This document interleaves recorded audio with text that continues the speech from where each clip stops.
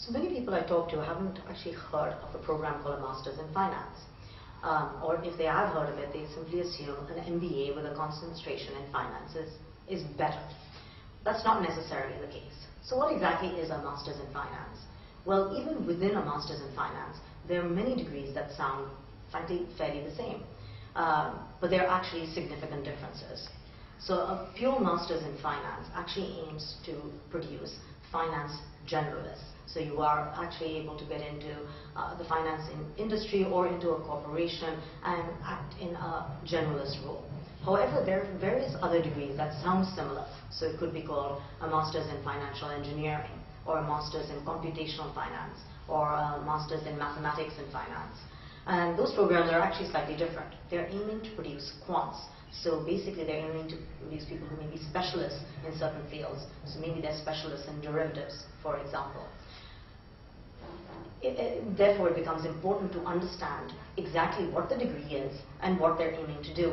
Oftentimes, these degrees may sound similar, however, they're quite different university to university. So you actually can't just rely on the name of the degree. You really need to dig in to see what the focus of that degree is, and is that what you're looking to actually do.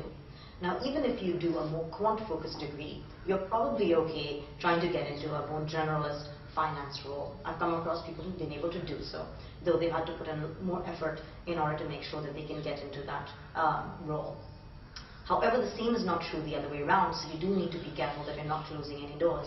If you do a generalist finance degree, it's going to be much harder for you, or close to impossible for you, to get into a quant role. So you have to be careful about the degree that you're picking. And what's the advantage of doing a Masters in Finance? Well, if you know that you want to get into one of these kinds of roles, the advantage could be that you can actually do a Masters in Finance program with no work experience. You can do it straight after graduation.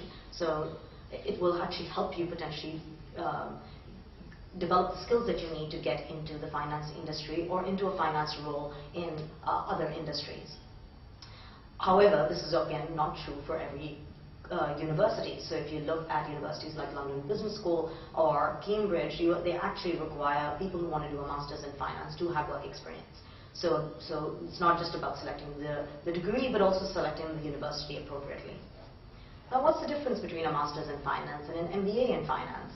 Well, an MBA requires about 4 to 5 years of work experience, and largely an MBA in Finance is essentially helping you get more into a leadership role, while a Masters in Finance is getting you into more of a functional role.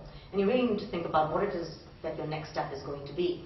Do you want to essentially focus on a particular area and then funnel on up in that area? Or are you looking more for a broad-based career, and now you're rising up through the ranks into a leadership role? And it helps you to figure, if you know where it is that you want to go, you can then actually figure out which degree is going to be more important for you.